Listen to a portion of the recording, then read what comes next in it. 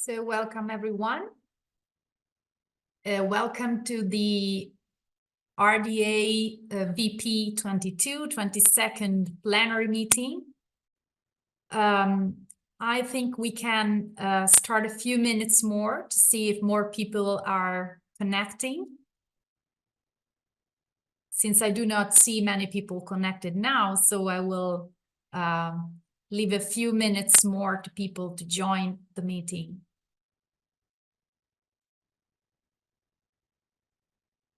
So in the meantime, my co-chair today is Elda Osmanay, and Elda just pasted a welcome message in the chat, remembering that the session is being recorded and the recording already started.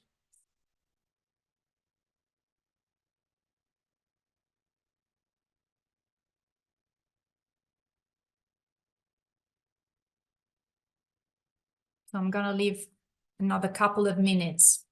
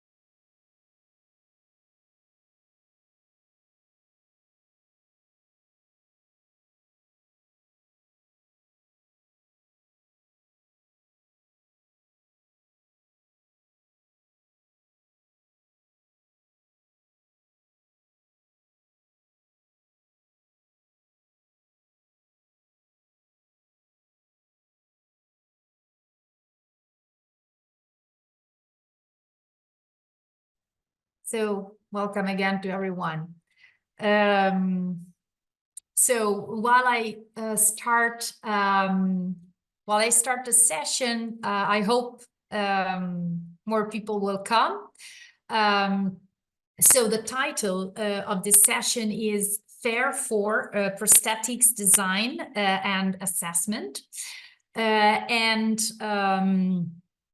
The main goal of this session is to bring together data professionals and researchers to discuss opportunities and challenges for the application of the FAIR principles to health and technology in general, and in particular to prosthetics design and assessment. Before we start with the talks and with the discussion, I would like to recall some housekeeping information. So there's a link for the collaborative notes document that can be found either in the Zoom chat, in the welcome message, and also the document is accessible by browsing the QR code in this slide. The session is being recorded. You probably already know that, so turn off your camera if you do not wish to appear in the recording.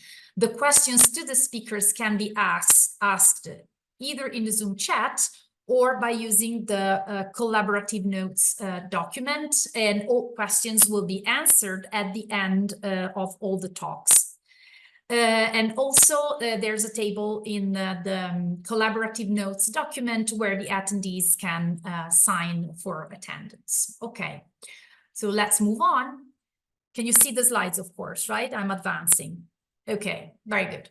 So after this short welcome introduction, there are gonna be 4 short talks by the speakers present with us today, and to lay the ground for the question and answer and the following discussion via VooClap, and finally some wrap up and conclusions.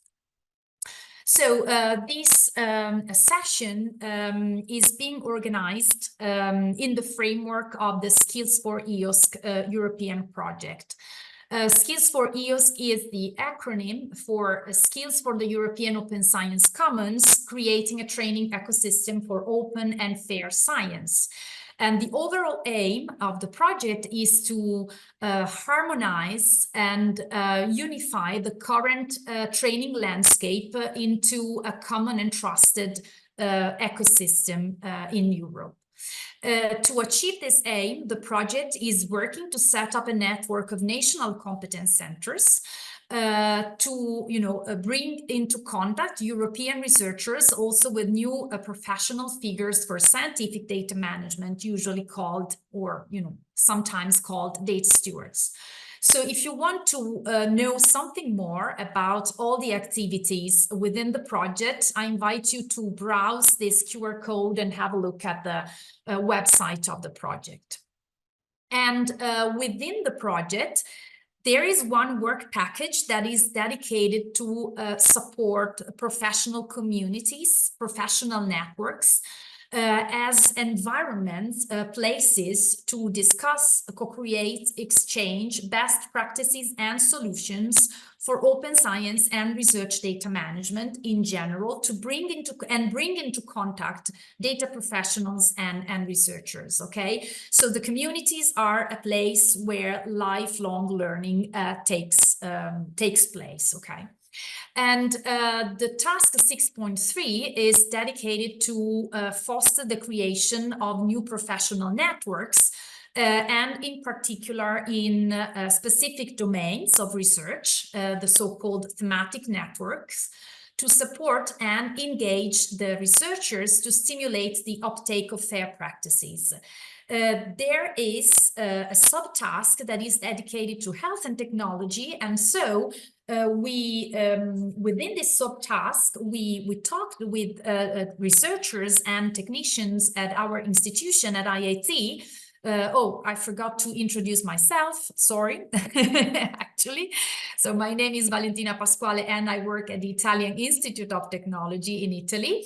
So in the institute where I work, I got into contact with researchers working in the field of prosthetics design and assessment, and we decided to propose a BoF session to RDA around this field. So the topic of today is, in the main research field of technology-based assistive and rehabilitative devices, prosthetics, exoskeletons, wearables in general. And the main questions around which we would like to stimulate the discussion among, the speakers and the participants is which types of data are collected during the design and assessment process. And I refer in particular to the design process of prosthetics for rehabilitation. So how these data are collected, why are collected, okay?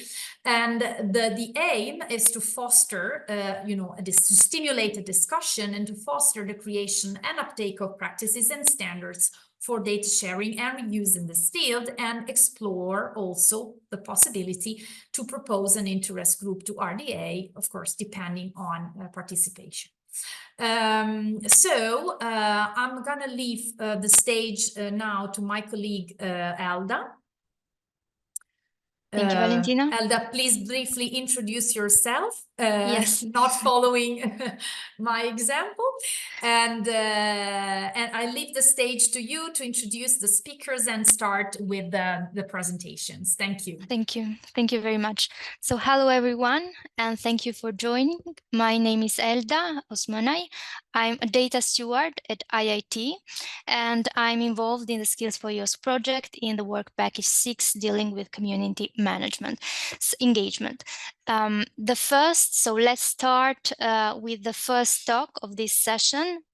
We have two speakers from IIT, Maria Fossati, that is a designer and prosthetic user, and Mariana Semprini, bioengineer in neurorehabilitation. And the talk is Data in User-Centered Prosthetics Design and Assessment. The floor is yours. Thank you. Thank you, Elda, so much. So we can go to the next slide. Just to remember one thing, you have 10 minutes and I will warn you when it's 1 minute left. Okay, thank you. Thank you. So we are talking about data in the design process. And so I would like to start sharing which are the bases of a design process coming from the design field. And so we find three phases. The first is understanding the problem, in this case, a new prosthetic device, a wearable, a new technology, and so on. And so we have to understand which are our users and our context. And then we comes to the second phase, which is the ideate, so the concept, the creative phase, when we try to solve the problem we identified with the technology or yes, the available technology that we have around or we can design, and then prototype this sort of solution. Then we can test it, and then the final phase is to implement it and to go through the market to materialize our idea, our design product. And this, the important is next, please.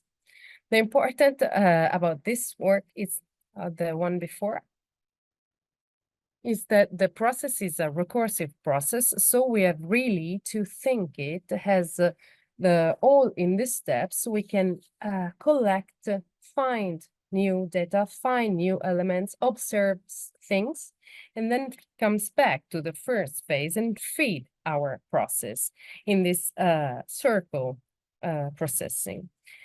Okay, along all this process that we imagine to unroll on a timeline, we are looking for data. Which kind of data are used to be collected and how we can interact with them along the process. So next, please. So we started thinking and discussion with other colleagues, trying to stimulate them with some question, which and actually calling different type of professionals. We have different stakeholder in this design process. So we call researchers, designers, occupational therapists, but we can continue with psychologists, all the stakeholders that participate in this design process. But what kind of data we're looking for? So we can really collect and try to frame and discuss on different data that comes for different goals, for example, ERC projects or national projects or applied research projects and so on. Which type of data are collected? So the dimension of the study, for example, or the experimentation, and also the typology. So if are qualitative or quantitative data. And also an important thing is from which kind of point of view. So we are collecting user data, researcher data, devices data, and so on. Then we can continue, discuss, and look for methods, tools, and references. So surveys, experiments, or a study in the field, lab experiments through different tools, questionnaires, video recording, the Vicon, and so on.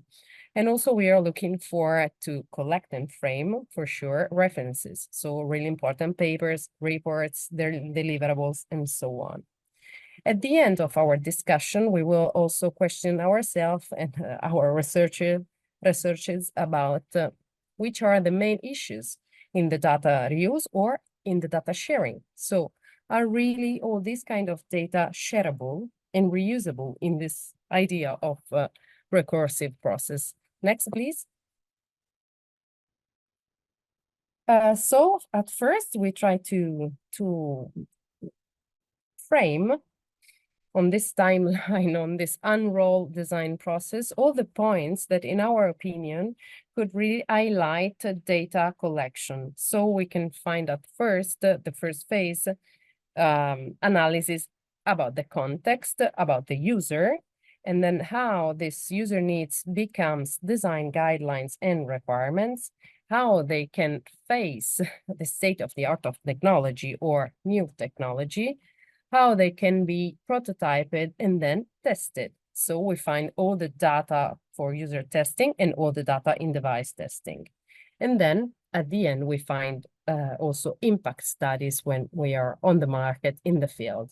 But now I would like to leave the floor to Marianna, who will show us some examples. So thanks, Maria. Elda, please, next slide. So I will briefly introduce what we do and how this fits into the framework that Maria just described. So in our group, we develop robotic devices such as prostheses and exoskeletons, both for the upper and lower limb. And next, what I do, what my group does specifically in this case is working on assessment. So to find multimodal metrics that are able to objectively quantify some measure, like for quantifying the performance or the rehabilitation outcomes, or also that can be used in the design and development process. Next, please. So if we look again at the process of Maria, we specifically focus on the user and device testing phase. So what kind of data do we collect? So first of all, next slide, please. We analyze fundamental movements, and what we define as fundamental movements are simple movements such as hand opening, closing, wrist movement, simple reaching movement, because by looking at these simple movements, we can really observe how the use of our robotic devices is affecting the movements. And on the other side, we also want to see how our devices are enabling the subjects to perform activities of daily living. And this is fundamental in particular for prosthetics, because if we want our devices to move out of the lab and reach the real world, we need to make sure that these tools actually enable people to live in the real world, so to perform activities of daily living with this device. So what we do next is to collect different types of data. In this example, you see EMG, electromyography, muscle activity, EEG, brain activity, kinematics, so movements. And we synchronize all this data with behavior. In this case, for example, I have put the picture of an adjustable touch panel to record reaching movements. And we synchronize all this data, and we use the BIT standard format to use the data. The BIT standard stands for brain imaging data structure. So as the name says, it is a standard originally developed for neuroimaging data, so EEG and fMRI. And we had to adapt this standard to include also data of other types. So this already provides an indication of the fact that there is a lack for standards that can handle multimodal data, at least to the best of our knowledge. And so if we now try to focus on the case of prosthetic, which is the focus of today's session, we can see that the patient and the prosthesis overlap at the level of the socket. So Elda, please, next slide. If we needed to, no, the previous one, okay. So if we need to assess, to test the user and the device, it's not really easy to distinguish between these two, because again, they overlap. So if we dig a bit into how the active prostheses work, next slide, please. So if you concentrate on the top part, you can see that there are input signals going from the user to the socket, where the signals are processed in the board and then translated into control commands for the motors of the prosthesis. And so traditionally, what prosthetic centers do is to assess this system. You have 1 minute. Yes, next, please. By performing tests like the Minnesota test, the box and block test, and the ADL. And we can ideally collect many types of data while we do this that are influenced by many factors. Next. So for example, Okay. Yeah. So I mean, all the data that we collect and also the tests that we perform are affected by many things, as motivation, fatigue, the cognitive load, and then of course also the quality of the EMG signal that we collect. So it is stable. Does it change it over time? Is it affected by fatigue? And so is the prosthetic, is the control algorithm really translating user intention into motor commands? So all these aspects, next, needs to be contextualized. Next, Elda, please. Contextualize into what we define the contextual framework. So all these measures, all these tests that you can see on the left are affected by, next, what is the situation in which we collect this data. So the environment, the body posture, the user system, and so on. So to wrap up, next, we have identified a set of challenges and opportunities that we would like to discuss with you. So first of all, the fact that when specifically referring to prosthetic case, the user and the device are overlapping. So we need to identify metrics that are able to assess the joint performance. And by joint performance, I mean multimodal metrics that can provide indication of how the user and the device are performing. And how to do this? I mean, it is not easy, and this requires teamwork. And you will see more in the next presentation by Dr. Turner about the importance of the teamwork. And then, as our example has indicated, there is a lack of standards for providing this multimodal assessment that is fundamental in this case. And so working groups to define new standards are really important in this case. And last but not least, of course, there is a need to discuss the standardization, the importance of standardization, as well as personalization, because these are both important factors in prosthetic design and development. And therefore, we need to begin a discussion and set some guidelines and best practice. And with this, I thank you for your attention. Thank you very much. We will address all the questions at the end in a dedicated section. So let's welcome our next speaker, is Christy Turner, who will be speaking on consideration of user needs. She is a research occupational therapist at the Center for Bionic Medicine at Shirley Ryan Ability Lab. You have 10 minutes. Thank you. Okay, thank you so much. Next slide, please. Thank you. So kind of building off of what Maria and Mariana mentioned about the design process of prosthesis, I'm going to go through some things to consider with each of these stages. So looking at the context analysis, if we could go to the next slide, please. Thinking about the occupational roles and the goals of individuals with upper limb loss. So this is a slide of individuals I've worked with over the years. So something to always think about is what are the roles that they have and they want to get back to, and really what are their goals. This is a wide variety of things to cover, as you can see. So being a mom, working, driving, doing yard work. On the bottom, I have a gentleman who is a soldier, and the reality is a lot of our funding comes from, research funding comes from our federal government for wounded warriors. So some of that belongs to the idea of getting back to independence as a soldier. So maybe that's a goal. So always thinking of these types of things prior to actually developing a device. Next, please. So if you're thinking of someone's goal is to bathe, next slide, please. Do we really need a device, or is it really a modification? So in this case, I would definitely say a modification, and in particular, adaptive equipment that occupational therapists would typically fabricate or find. Next slide, please. So moving on quickly to prototype. Next slide, please. Looking at the design and testing of that. So obviously at the very beginning, as we see on our gentleman, Jesse, this is a very old picture. This is not a very durable device, as we can tell. It would only be used in a lab. Next slide, please.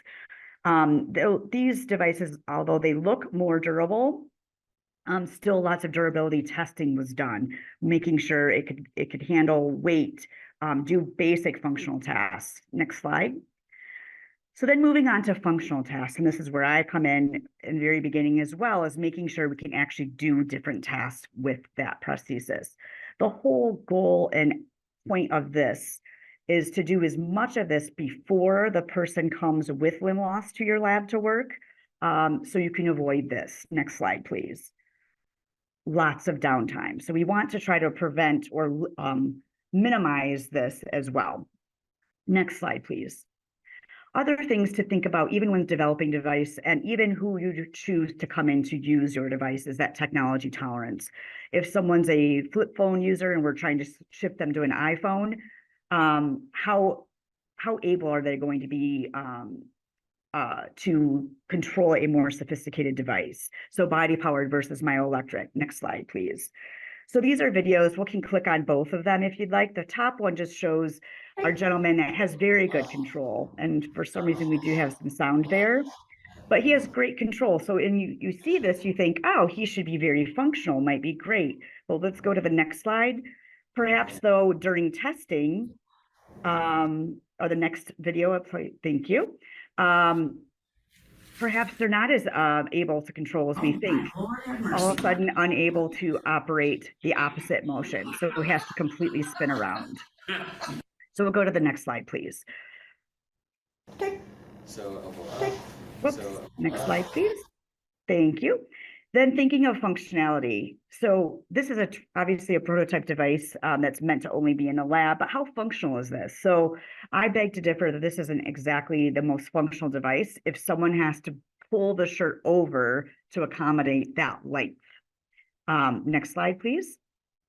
Also, how functional is this? This is obviously those researchers that have developed devices know this is an unusual problem to have, that the device is too small. So functional means different things to different people. This was a device, an arm developed for individuals or women, or really individuals at the 50 percentile female, I should say. So this is a gentleman that's 6'4", a very large, tall man, I should say. So this is a very tiny device on him. So it means different things to different people. Next slide, please. So that same device on the intended person of a 50th percentile female fits different. So functionality really depends on your users and who you're using for those studies. Next slide, please. So then we kind of think about, would you wear versus next slide. So would you wear this device at all as a user? And could you wear this device as a user? So if your intent is to use a device in lab, that is one way that you would decide of who could possibly use this versus for us in our studies, majority are always going home with the home trials. We want the systems out in the real world to see how they function. This device here on the right, which was lovingly called lumpy, because you can see it's lumpy. This is not a device that would do well out in the home environment. How would it fit over clothing would fit over that, jackets, things like that. Not to mention this aesthetic appeal. If a user doesn't find it aesthetically pleasing in some way, they're not going to wear it, even if it is for research purposes. All right, go ahead into the next slide, please. So moving on to the implementing phase, so the user and device testing. Next slide, please. So thinking of outcome measures. So for upper limb loss, you think of different outcome measures that are kind of validated or recommended, and why are they important? So obviously our users are, they may not think they're important, but they are, because some of these will give their perspective of things, also gives us some sort of objective measure of the performance. Our clinicians, it's helpful for best practice, and it's also helpful for justification of services. Us as researchers, it's helpful because we want to know, did the device work? Did it actually meet the need that we were intending? Next slide, please.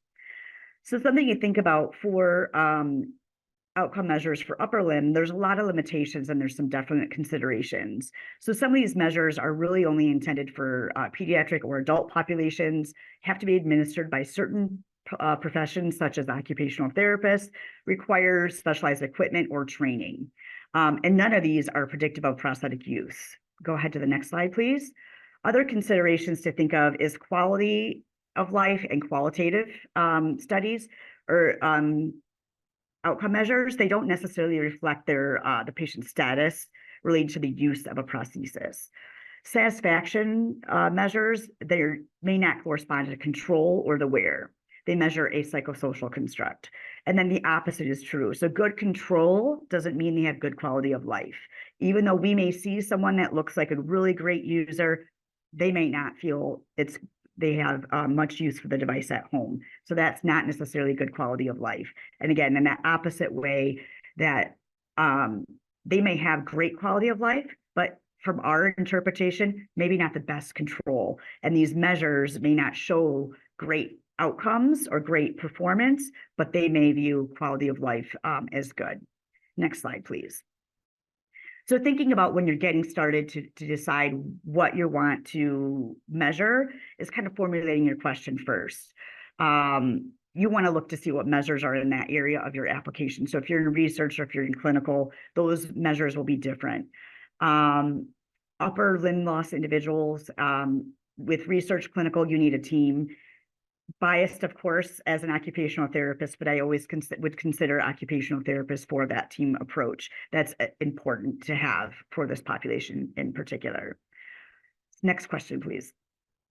The next slide. Thank you. So, whoops, go back one more, please. Thank you. So really to understand the outcome measures, not one outcome measure does everything. So you're really looking at kind of doing like a toolbox of things. Next, please. So occupational therapy, again, my shameless plug of our field is just that it's important to make sure these devices are actually functional. You can't do any of these things just in the lab and call that functional. They have to use these things at home as well to really show how functional they are. Next slide. And the occupational therapist to train those devices as well, how to use those devices.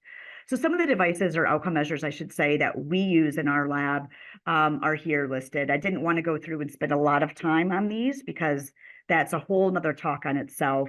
But some of the ones I think are most powerful are these observational ones, in particular the ACMC. Go ahead to the next slide. 1 minute. Thank you. So looking at kind of this data summary that what we do in our lab we always are kind of evaluating either the control or a device and really that functional use of it. I'm usually the one that's collecting that. Sometimes a prosthetist is doing that, are really usually helping me, maybe for an extra set of hands, if there's a challenge with the device. We really want that user's perspective. And obviously we're getting the clinician's perspective by us and the process, myself as a prosthetist, and the prosthetist getting that feedback. Obviously the engineers are learning that what to do and modify by that feedback. We compare those scores to those outcome measures. And then we video record and we have electronic documentation, and these are all stored by an approved electronic storage device by our ethics board. But I do want to point out those outcome measures are not done before, they're done after occupational therapy is involved. So I train them on the device, then those measures are done. And that's an important sequence to actually learn. They should learn how to use the device before testing. Next slide, and I believe we should be at my last slide here. Just some of the challenges of data sharing. So something I didn't list, but it is definitely a big challenge with upper limb research is just, it's very difficult to compare the different terminal devices out there. Body powered and myoelectric, lots of different variations. So it's difficult to kind of compare these devices.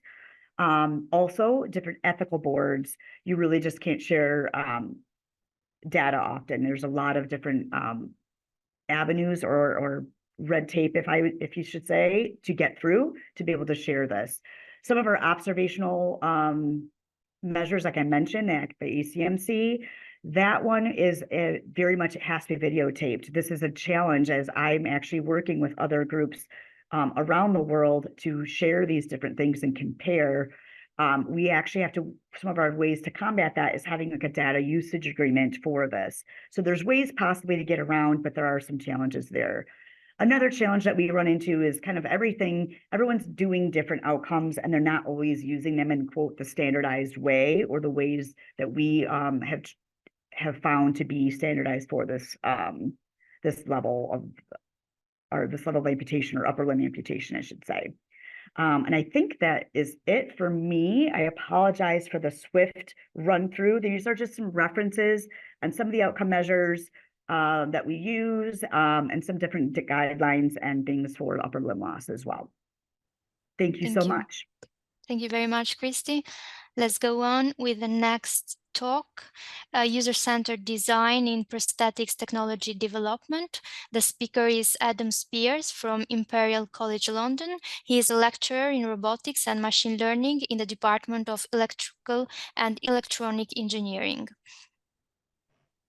Great, thanks. So my name's Adam Spears, or Ad, as many people call me, and I'm the PI of the Manipulation and Touch Lab at Imperial College London.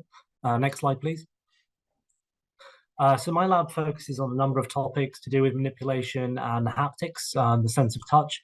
So we develop robotic hands, we study manipulation, we study devices that can give feedback to the hand, often through shape or mechanotactile feedback, and we also look at how the upper limb is used. So usage of intact upper limbs and also prosthetic. So next slide, please. So we don't actually, next slide, please. Thank you. We don't actually develop any prosthetic devices ourselves. We simply look at how they are used. Now, why do that? Well, new upper limb prosthetic devices are being developed all the time by various groups, and yet there's very little insight into how well these devices work once they leave the lab and go into people's homes. And that's really what we're looking at and what we're trying to study here. So, for example, on the right-hand side here, we have many multi-grasp hands, all being kind of developed in competition with one another. Yet there's no real information on how well these things are being used in the home. And yet there's concerns at the same time about abandonment of these very expensive devices. So multi-grasp hands are often marketed at people as being very dexterous, being able to provide many different types of grasping capability. But if we look at how devices are actually used in the real world, things can be a bit different. So if we go to the next slide, please. So this is a video I recorded as part of my research of a gentleman who's an amputee on the right hand doing laundry in his own home. And if we look at his right hand, which is a prosthetic device, and try and look at how he's using it, we'll see throughout this video that there are no actual grasps. He's doing everything in a non-prehensile fashion. Now, this is very different to how I do my laundry, but he still achieves the task of doing laundry. So it's not that it is incorrect. It's simply a different way of using the prosthetic device to how we might expect it to be used. Next slide, please.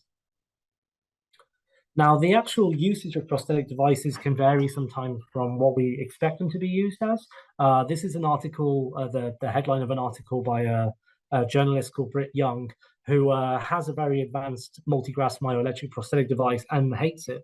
And she's written extensively about why, despite spending a lot of time gaining the funds to get a device like this, it didn't actually fulfill her needs or purposes. And most of the time, she doesn't actually use it anymore. So next slide, please. Sorry, there's sound on this. I can't work out how to get rid of it.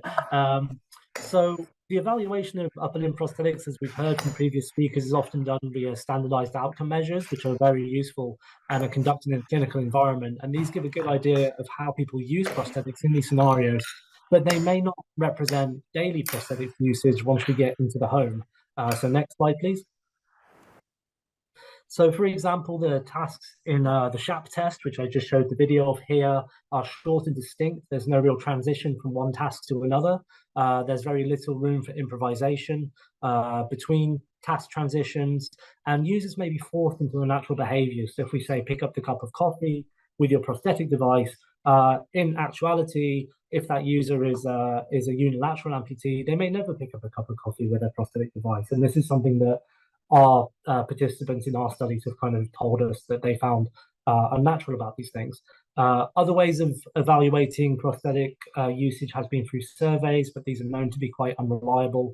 And the data you get back can be a bit superficial as well. We can't get the sort of technical detail we would do from other studies, because even if someone asked me as a scientist, how many power grasps versus pinch grasps have you done today, I have no idea, and I work in this area. So getting that level of resolution simply isn't possible with surveys. Next slide, please. So previous speakers have talked about motion capture, and we've done motion capture in our lab as well. Next slide, please. And this is a great way to get, sorry, next slide, please. A great way to get really detailed, beautiful data that's very informative. But the problem with this sort of scenario, next slide, please, is that it's very unnatural. And though we have studied how people, act in their kind of in these environments, the actual area we're able to capture is so small that we have to do tasks in a kind of sequential manner that again doesn't reflect daily life. Plus the fact that the people are in this laboratory environment that just doesn't feel very comfortable at all, particularly our really messy lab. So yeah, next slide, please.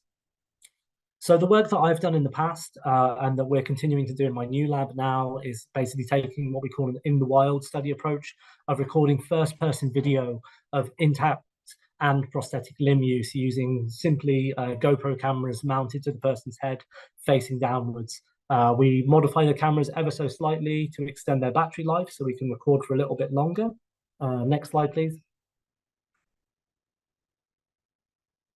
And this gives us quite a lot of video data. So we recorded data in people's own homes using self-selected tasks. I'm not sure if that's going to play.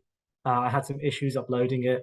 Don't worry if not. But you basically end up with this very nice view of both limbs engaged in tasks that people are selecting by themselves, transitioning from one task to another with no experimenter present, and also using tools that they've chosen that they're used to, in their own kitchens, in their own living rooms, etc. Next slide, please. Now, obviously, this data is wildly unstructured. We have huge amounts of video in completely different homes and things like that. So how do we study this? Next slide, please. Well, there's many variables to consider, as well as the different study environments. We have different device types, different control interfaces, different levels of amputation. Next slide, please. And typically how people go about studying this when looking at intact limbs is using something like the Fikes taxonomy, which is basically a taxonomy of all the different types of manipulations that can be done with intact limbs. Next slide, please. But this doesn't really work very well for prosthetic devices, as many of the tasks in the taxonomy cannot be done by specific devices, while they can be done with others. Next slide, please. And though there are specific taxonomies for some devices, next slide, these don't generalize very well to others. So next slide. So in our work, we created this taxonomy of upper limb prosthetics use, which is a way of looking at all different prosthetic devices. This can be applied to unilateral amputees as well as bilateral amputees. Next slide. And one unique thing we do is look at actual non-prehensile motions in here. So as well as grasping, which has been the focus of a lot of prosthetics work, we take inspiration from the gentleman doing his laundry and look at ways that the devices are used in a non-grasping way to achieve tasks. Next slide, please. So we have many participants with many different types of terminal device and amputation. Next slide. And we basically had a lot of video recorded. We trained a small army of undergraduates who were able to look at this video and analyze it and identify the different tags, allowing us to identify 27,000 different manipulation tags recorded over these videos in people's own homes. It's a very slow, laborious process, but the data is very rich. Next slide, please. So this is a kind of an overview of the proportion of limb use between the intact limb in a prehensile and non-prehensile way, and the prosthetic limb in a non-prehensile and prehensile way. And one thing we can notice from this, without going into too much detail because of time, is that the actual prehensile use of the prosthetic limb is very low compared to with these different categories. Next slide, please. We can further break this down into individual manipulation actions. Next slide. And also the time spent. 1 minute left. Thank you. Next slide. And some of the overall outcomes we can get from this is that only 19% on average of all manipulations actually involve the prosthetic device, with the prosthetic being used for as little, well, overall, only a quarter of the time of the intact limb. Next slide. And in terms of non-prehensile manipulation, we realized that over half of the manipulation for unilateral transradial amputees is actually non-prehensile, which was quite surprising. This is as high as 79% for body-powered users, which is quite surprising considering that for the intact limb, this is only a quarter of the usage is non-prehensile. Next slide, please. And a final conclusion was that multi-grasp hands we found did not increase limb activity. Next slide. Which is kind of surprising given the focus of the manufacturers of these hands on the many different types of grip patterns that are achievable. Next slide. And that's the end of my talk. Thank you very much for your attention. Thank you very much, Adam. And the last speaker for this session is Eric Princeton. Eric Princeton is a scientific director of Rossinger Research and Development. And the talk is the impact of personalized health technology for a sustainable healthcare. Yeah, thank you so much for this introduction, Elda. And I think we had some great presentations on the design process, how we can assess the performance of upper limb prosthetics, and I think at least especially in the last two presentations also the impacts of using the device in daily life was very well highlighted. I'd like to continue on for this a little bit because a lot of the innovations that we do, we also try to make sure that the healthcare system as a whole is more sustainable. And yeah, this is just something to get the discussion starting. And I know it's very specific to the Netherlands, but I was wondering whether you could type maybe in the chat or say whether, or think for yourself whether this statement is true or false, that in the Netherlands, the carbon footprint of healthcare is higher than the carbon footprint of aviation. Just think about that for yourself, and you may realize that Netherlands is quite a small country, but we do have quite a big airport with at least one of the biggest in terms of flights, number of flights in Europe. And yeah, please, yeah, next slide, it'll be the same slide, but I was kind of shocked to realize that this is actually true. So the carbon footprint of healthcare is about 7% in the Netherlands. And the carbon footprint of aviation is about 6%. And it's not the case that assistive devices are the largest; those are different. But I think it's very important to realize that healthcare has such a big carbon footprint. Can you go to the next slide? And if we look at sustainability of healthcare, and especially upper limb prosthetics, we do see that abandonment of prosthetic usage is often occurring. If you look in literature, percentages vary quite substantially. Yeah, the biggest review that I could find was of 2007 that states that the average is around 20%. And the higher the level of amputation is, so if you look at amputations elbow and above, it becomes even larger. So it can be up to 60%. And the key factors are then, if you look more closely, why people abandon the use of their prosthesis. Our comfort, the ease of use, the weight, and the cost to acquire a prosthesis. And there have also been updates to look at the abandonment, and you can kind of see that innovations do not seem to have had an influence on the acceptance rates. It's not that with the newer generation of prosthetics, this abandonment is less, occurring less often.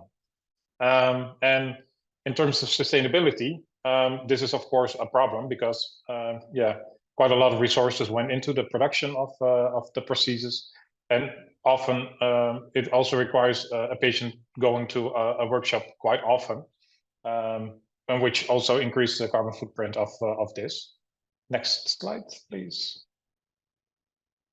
And there's a lot of research done, of course, to address this issue, and one of those researchers, of course, having focus group and talk to stakeholders and see kind of what they want. And I think, especially in the past, a lot of the prosthetic development was really technology driven. And I think over the last decades, it became more and more tried to solve the problem or the issue that actually a person with an amputation has.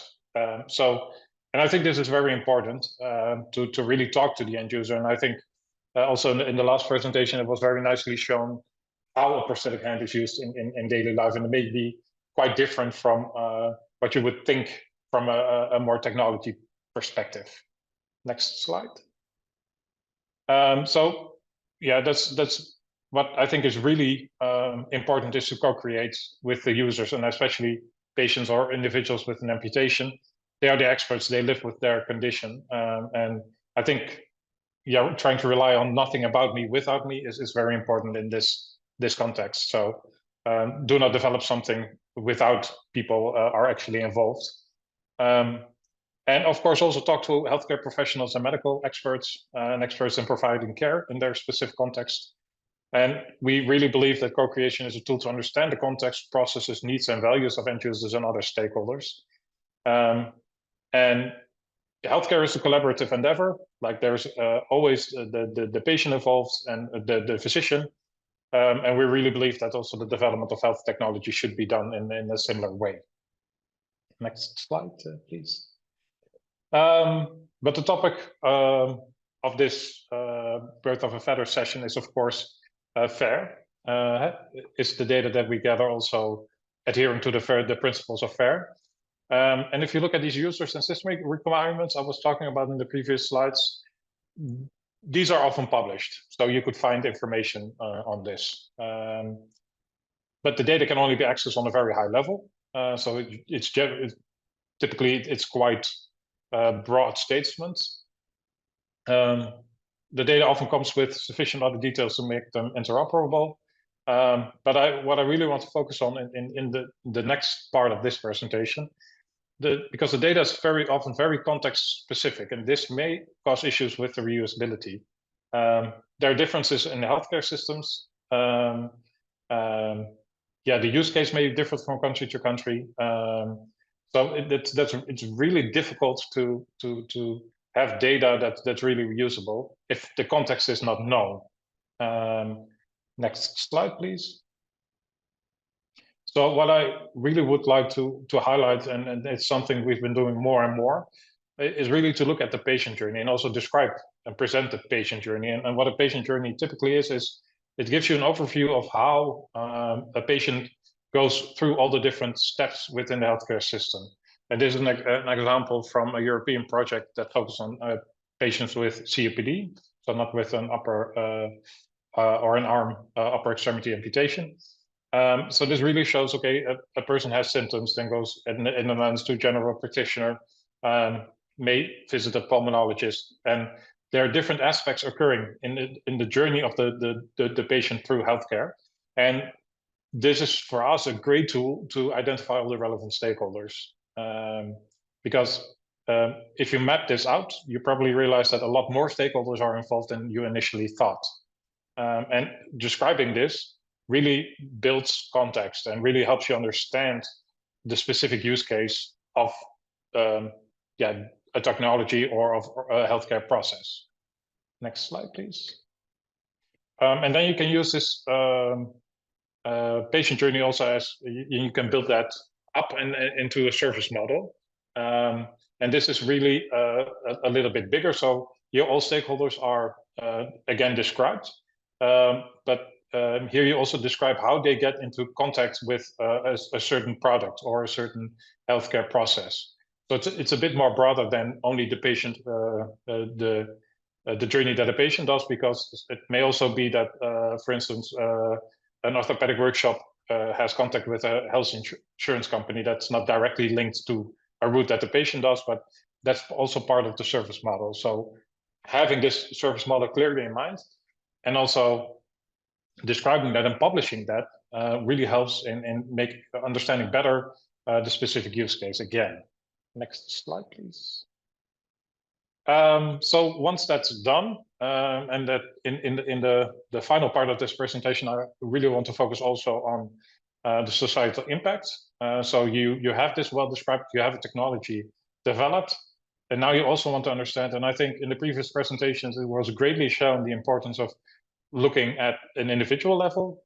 So if you have a new prosthetic device, what's the influence on individual level? We also think that for the sustainability of the innovations, it's also really important to look at the influence of a new technology or a new healthcare process on a societal level. And a framework that we use a lot is the societal return of investment methodology here. And it's a framework for measuring and accounting for, basically in a much broader concept of value. And what I really like about this, and we typically use a quadruple aim in this. So typically you want to have an innovation that leads to a better health outcome, ideally also lower the cost of care. You could also focus on improved staff experience and also an improved patient experience. And what's great, I think, about this method is it's tried to monetize the input and the output on all these aspects. Next slide. So we did this in several projects. 1 minute from now. Yeah, thank you, Elda. So this typically also then defines the use case. This was a healthcare robot for which we did this social return on investment methodology. For the time's sake, can you maybe move on to the next slide? Yeah, so basically this is what the SRI may look like. So you have an input.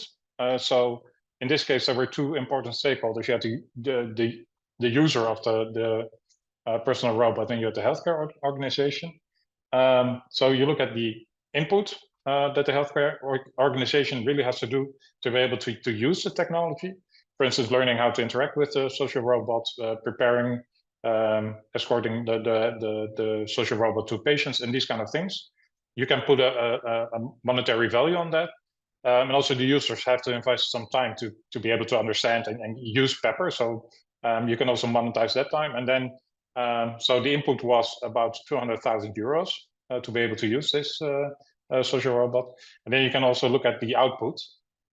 So the value was about 12,000 euros only. So you really have to invest a lot. The return is very low.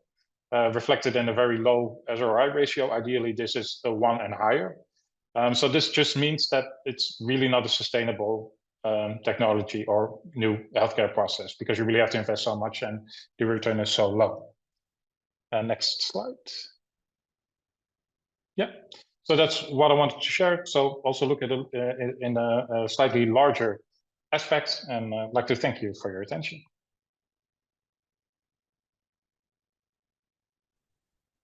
Okay, thank you. Thank you very much to all the speakers. I think that all the talks were really full of insights around, the topic of not only collecting data, sharing data, but how this data collection can then, feed all the process, considering all the different aspects that are involved in this respect. And I think it's very important to keep in mind that many different professionals, many different stakeholders are involved. And so this for sure this makes things even more difficult, because usually different stakeholders, different professionals coming from different backgrounds, they speak different languages, okay? So it's very important to agree on how, how the data can be shared and made understandable to everyone, to possibly be reused or just used, okay? Okay, so the next part of the session was meant to be a Q&A for the speakers. Though we do not have many attendees and many participants, I'm very sad about that, but I'm pretty sure that the speakers are going to have, questions for the other ones. At least I know that Maria and Mariana maybe has some. So I kindly ask you to unmute yourself or, just raise your hand and let me know if you have questions. Helda, I don't know. I don't know if there are already questions, for example, in the Zoom chat.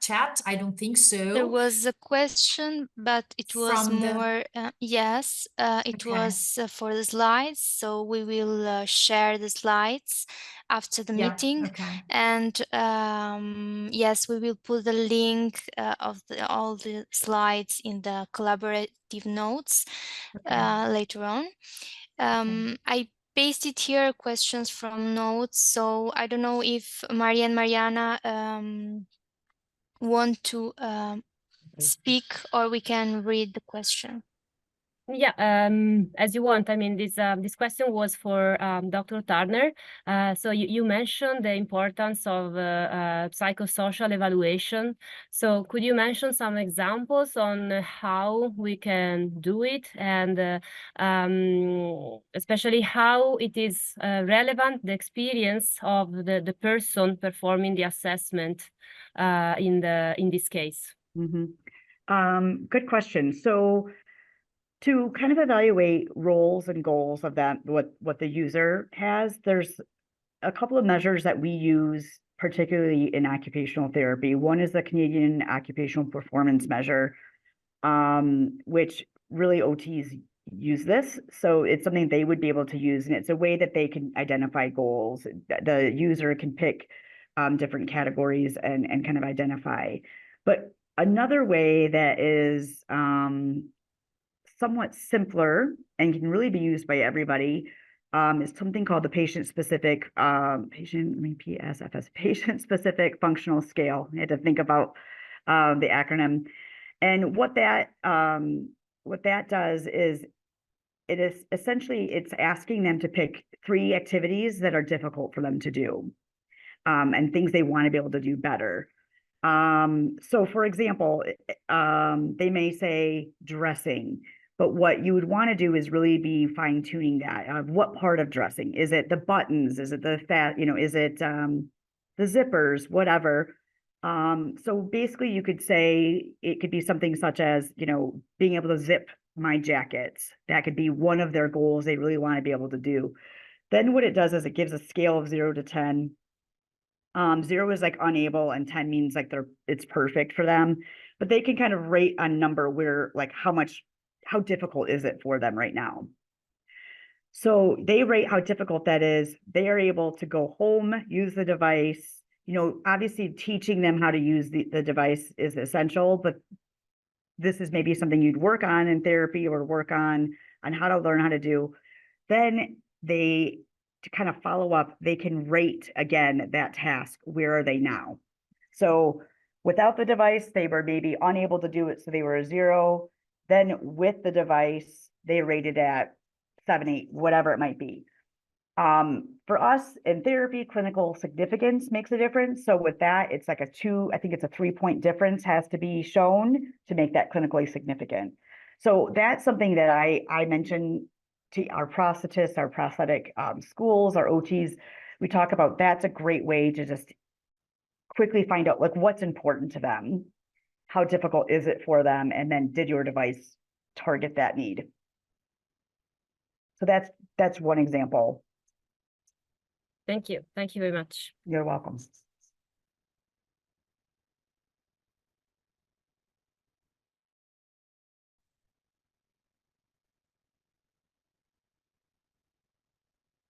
Okay, I had another question myself for Ed. I was wondering if the data set that you showed us, the one that you collected with self-recorded patients' videos and the annotations, is this data set available for other researchers to maybe redo some analyses or make a comparison, for example? So the plan is to make it available following, we're doing some additional analysis ourselves on comparing the data from intact participants, Okay. like non-amputee participants, with the amputee participants. We kind of matched participants with age and gender matched people. So we're currently doing a study. We're doing an analysis of the data with that, and then we're hoping that once that paper's published, we can release everything. Okay. Okay. So Yeah, thank the you. short answer is not right now, but soon. Yeah, and also the taxonomy that you showed, is this something that you published or is going to be available and shared with others?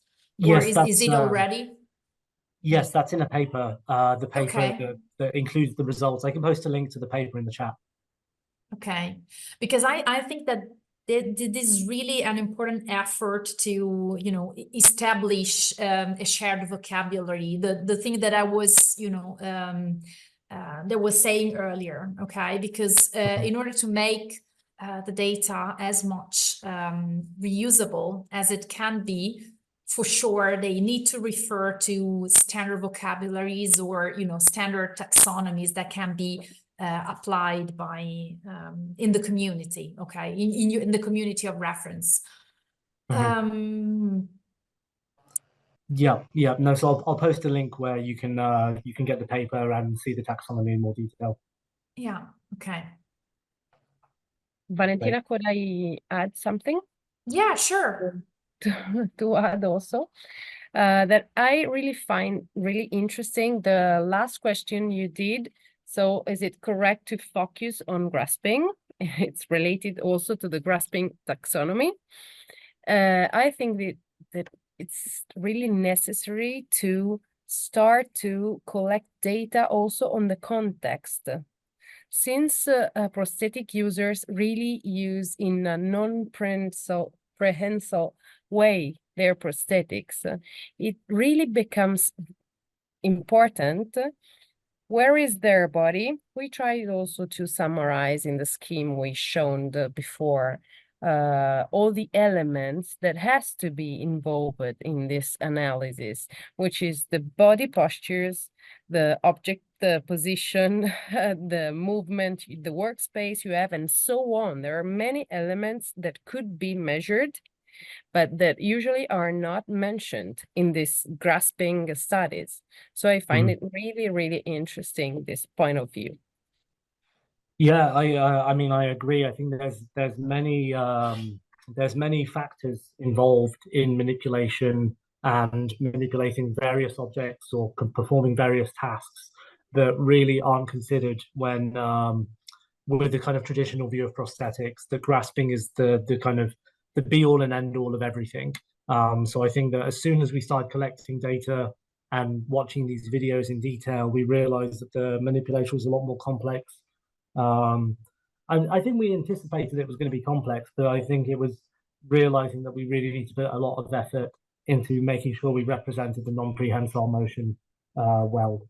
So yeah, so I think that factoring in those other parameters that you mentioned, I think is equally important.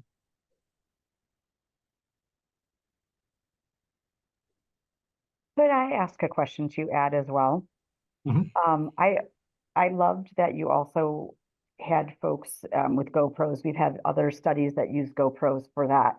How difficult is that for ethical approval for you to get that? Yeah, it was a challenge. I mean, I was based at Yale University at the time. We were working with the Department of Defense, and it was very difficult to get. It took a year to get that ethical approval, going through the various, multiple bodies, to get that. So yeah, it was a challenge. And once we release the data set, we will have to redact the videos to make sure that we don't show reflections of people in mirrors. If they pick up some mail, we can't show their address. So releasing the data is going to take a long time to actually process those, 16 hours of data to make sure that we're not giving away any personal information. Yeah. Yeah, thank you. And how did you find those individuals? Like, how were they recruited? Various means, basically. We put adverts on Craigslist. We reached out to the amputee. This was all ethically approved, these approaches. Sure. We reached out to online groups like Amputee Coalition and things like that. We had a hard time recruiting people, to be honest. And by the end of the study, we were boxing up our GoPros and sending them across the US to various people to get them to participate in the study just because they had such a hard time. Also, I think that we had issues with people signing up for the study, taking the GoPros, not really recording much data, and then returning them with maybe an hour of data on them, which we couldn't use. So there was a lot of logistics involved that was a problem. Okay, same struggles that we have as well. I bet. So that's, yeah, we have the same struggle. So thank you, that's helpful. I was interested in that for sure, because we definitely struggle with finding individuals, and then, as you mentioned, just getting them to participate and continue to participate and be, reliable, if you will. So yeah, we have a lot of mismatch between what the amount of data we thought we were going to get from people and the data we did get, or then the quality of the data. Like we got data back from one person who wasn't an amputee actually. They were part of our kind of intact group, who their data was entirely them driving their car, which wasn't very useful in terms of manipulation. I mean, it was hours and hours of the same manipulation, so we couldn't really use it, and that caused some problems. So it was it was an uphill struggle getting that data set. So I'm looking forward to the day we can release it to the rest of the community. yeah, and yeah, thank you. I'll be excited to see that. There was recent work done by Hanger Clinic in the US and looking at unilateral and bilateral use. And as a therapist, I was like, this isn't surprising. Our bilateral users use their prosthesis more for unilateral activities, and our unilateral individuals only really use their devices for bilateral activities that are required, and it's still minimal comparatively. So I think it's great to have, like, these are things kind of we intuitively or see clinically, but not measured. So that work is wonderful to have. Yeah, I mean, that's what we were going for as well, to kind of everything that we kind of suspected, to actually be able to put a number to it, Right. and say this is 6%, this is 12%, and the paper is pretty extensive. There's a lot of statistics, that we really spent a long time making sure that our statistics was perfect, that we weren't misrepresenting the data. But so I think the conclusions, we kind of bullet point a list of conclusions that are numerical, to really have as a reference for people to use. Great, thank you. Cool. As I say, I'll post a link to it. So yeah, thank you so much. no worries. Can I maybe also ask you, it becomes a bit repetitive, but I also have a question, Fout. Sure. Yeah. Just one question. Then I want to give it a try anyway to pose some questions through WooClap. At least we the speakers and a few attendees can try to answer, and we see whether we can come up with a few conclusions. But please, Eric, go on with your question. Yeah, thank you. Yeah, I was wondering how user specific is the use? Like, is there kind of is this a very general picture of the video you showed, that like the prosthesis is used mainly as a support, getting all the context, or is it highly individual? And did you see like quite substantial differences between prosthetic users? So we did see some variation between prosthetic users, but the reason that we did so much tagging, the reason that we went for tens of thousands of tags, was to try and make some to be able to generalize and make sure we weren't just observing kind of someone's specific way of making coffee, for example. We wanted it to be generalizable across their whole kind of number of chores. So there's definitely individual tips and tricks that people pick up and learn to use with their specific devices, which are quite interesting. We noticed that particular types of prosthetic devices were being used in innovative ways to carry things that weren't how they were anticipated, and that could only be done, with that individual who had that device. So we were seeing that. Unfortunately, we didn't have as many participants as we would like to have multiple of each device. There were some devices we had that we only had one of, so it was kind of hard to say if that was the observations were specific to that user or could be generalized more. And The problem with our approach is it's so labor intensive that we can't really anticipate running the study again, to include more people in there, because it required such a huge effort that it required a lot of funding to pay for all the time of everyone involved. So now my lab's actually looking at ways of automating the analysis using machine learning and things like that, which is something we're excited about in the future, but it's a very difficult problem because, from a computer vision point of view, every home is different. Everyone has a different cup for their coffee. Everyone's hand is different. So it's a really hard problem. So we're looking at other ways of trying to do that. But I'm diverging now from your original question. So the summary is, I don't really know how much variation there is due to the individual, just because our participant pool isn't big enough to really say.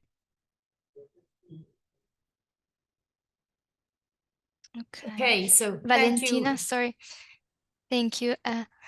Before going to the book club discussion, Maria has a last question for Eric. Can we? Okay. Very quick one. Yes, I try. Exactly in the same way that Eric asked Adam how general could be this kind of video recording, I just loved the way you presented the user journey and the service blueprint also, because I come also from service design. And this is the same question: how general could be a user or a patient, as you write, journey to be studied, to do some sort of generic analysis? Yeah, thank you for that question. So typically what we do is we use the patient journeys also to identify some kind of overall use cases. So there is, of course, variation. In this context, this was a patient with, or this was for a project for COPD patients. Depending on the disease progression, the patient journey may be different. So, but talking to a lot of people and trying to map out how their route through healthcare is, you can kind of group them into like several use case scenarios. So there's always a little bit variability, but it gives you typically quite a good overview of all the stakeholders you want to involve. But there's definitely variation there. Thank you so much. So thank you. Thank you to all of the speakers. We prepared a couple of questions in VooClub. VooClub is a tool it works like Mentimeter. So to answer to the questions and to let us view the results in real time, you need to go to vooclub.com and enter this event code or browse this QR code. So if you're okay, maybe Elda, you can paste this code, or I can do it, I don't know, in the chat, so it can be found also there. And I'm gonna switch to the VooClub window. This one, I think. Okay, so you already started to write something. Thank you. So that was the main question, the main underlying question for the discussion, I would say. So in your opinion, what are the main issues in data reuse and sharing, broadly speaking, in this field? We saw that there are really lots of different types of data to be collected in all the different stages. There's a lot of variability. There is a lot of context specific context variability.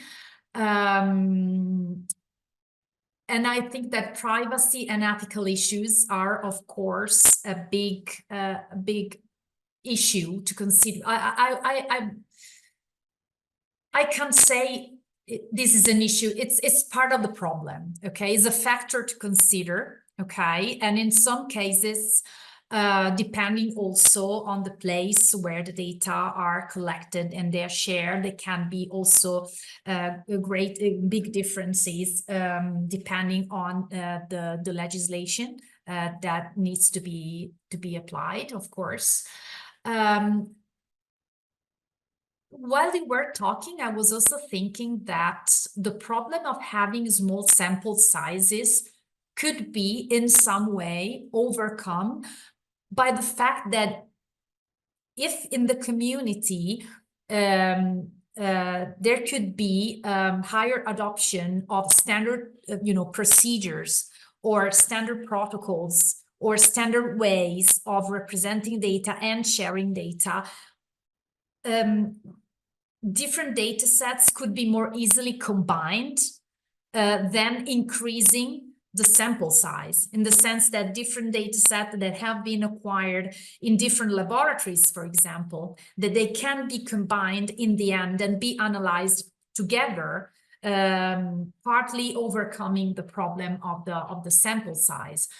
But of course, there are all of the other things to consider that I mentioned earlier. So the data that are collected in different contexts, often all the conditions are not really, well specified. There is a lack of metadata, lack of standards.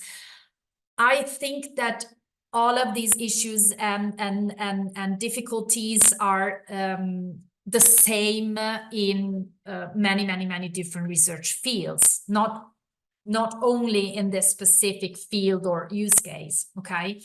So usually what is promoted is, collaboration between different laboratories, between researchers that work in the same field, and at the same time fostering the dialogue and the collaboration with professionals like the data stewards, the data manager, that they can help and assist the researchers in understanding what are the issues, what are the problems, what are the difficulties, how they can be overcome by sometimes applying methodologies that are also community building methodologies, in the sense that it's, the problem is usually more a problem of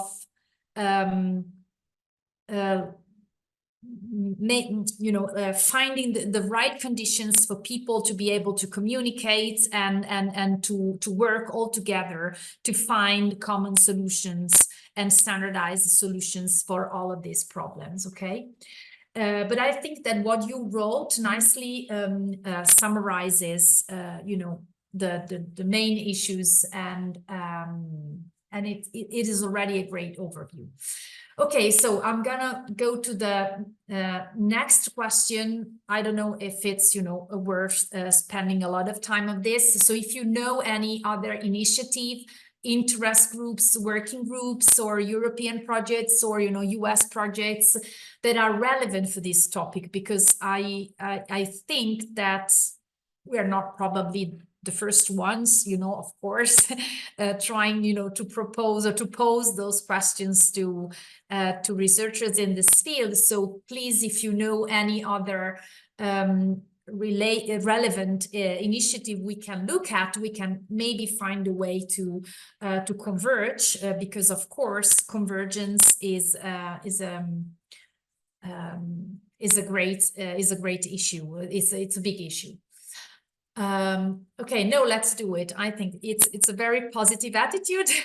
So thank you very much. And I think that although there are not many participants today, the video recording is going to be available on the web, on the platform, and then on the website of RDA. So we can maybe propose ourselves to, then reshare this video as much as we can in order to find whether we can foster some more interest and participation and dialogue around these topics. And I'm gonna go to the next question. That was, would you be interested to participate in an interest group or in proposing an interest group to the RDA on the application of better research data management and the FAIR principles, in particular for prosthetics design and assessment. I think that maybe this is something that we can, further discuss, among the group of the speakers. Maybe after the session, there can be, some space, for example, for you to let us know if you know maybe other colleagues that can be interested, and we can, further discuss and decide whether it is worth proposing an interest group or other form of collaboration, for example. Okay, and the last question, because we have just 5 minutes left until the end of the session, so in order to have, just a couple of minutes to wrap up, I will go quickly to the last one, that was what should be the main goals or the main goal or the main goals of this group. Okay, it could be to try to find, for example, or try to come up with some, recommendations for researchers and data professionals for the collection of data or the standardization of data at the different stages of the design process. That could be, one possible outcome, for example, of a group of this kind, and that is the first thing that came to my mind. But it could be also just to make a list of standards of resources that are already available and can be pointed to researchers in order to help them get advantage, for example, of shared the service model that Eric mentioned, or other taxonomies like the one that Ed showed. So I mean, that could be one of them. Okay, methods for data collection and analysis, standardization of assessment procedures. That is, of course, very valuable goal and outcome. Frame how complex is the research on prosthetic design and maybe publish it to open a discussion in the community. Yeah. For example, trying to summarize all of these things in a short paper, and then see if this fosters some more interest. And start with an overview of all initiatives and gather data by the different research groups. Yeah, also, thank you very much. So I think that we can have a starting point, okay, for a possible interest group. And we are gonna, collect all of the notes that we've taken. I took some notes together with Elda in the collaborative notes document, but also I know that Maria and Mariana collected some notes as well. So we are gonna make like a final summary of all the things that were discussed during this session. We're going to share this to you. Also, we're going to include also these inputs that we got from the VUCLA. And I'm gonna, get back to you with these inputs, and maybe we can have like a follow-up discussion to decide how to go on. In the meantime, I really thank you for all of the time that you dedicated to the organization of this session, to the preparation of the presentations, and also, to for the discussion today. I would like to thank Eva for participating, for attending the session. And I think if there are no more, questions, I'm gonna close the session now and say goodbye. Thank you. Thank you very much. Thank you very much all. Thank you. Thank you. Bye. Thank you. Bye. Bye. Bye. Bye. Hi, thank you.